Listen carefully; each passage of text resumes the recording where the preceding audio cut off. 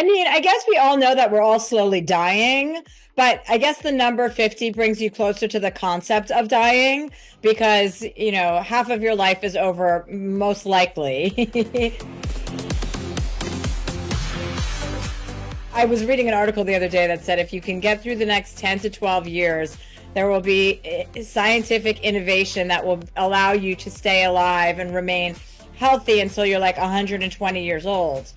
And I thought to myself, who the wants to live until they're 120? First of all, I can't afford to live that long.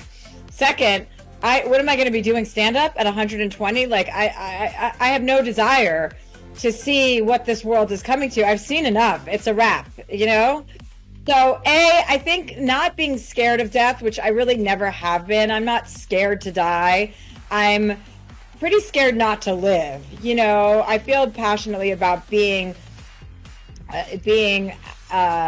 brave in the way that I live, and like kind of living out loud, if you will. So I think the only thing I can say about 50 that is like new information or that I've gathered from talking to so many of my friends is that we spend so much time in our 30s and 40s and 20s caring about mistakes we've made and worrying about what's going to happen in the future.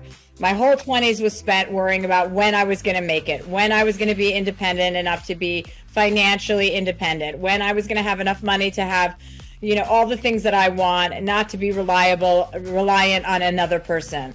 And then you spend so much time regretting your behavior and you spend so much time worried about the future. I think the good thing about aging is that you start to care less and less about the past and the future. And then you're able to be more present, which, as we know now, being present is kind of like the best supplier of good times. I talk about this in my book a lot. I don't think I do. I do talk about it a lot, is finding joy in the dark. Yes, we're all going through this kind of mayhem and what can seem like a really what can seem like a very destabilized period of time. And I think one of the things that you can do is just to provide, more love, more joy, more comfort to all of those people that you love and care about, to really, really like double down on your kindness and your compassion, because, I'm scared, but I'm not scared per se for myself. I'm scared for so many people. And those are the people that need our love the most. And like, you can make a difference in people's lives. Every single day, you can make a difference in someone's life.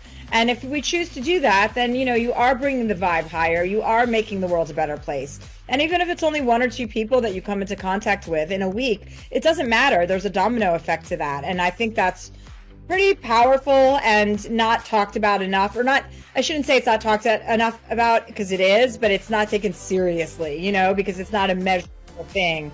But it is scientific. Energy, magnetism, all of that stuff is scientific. It's just that people think that that's just like, oh, woo-woo talk.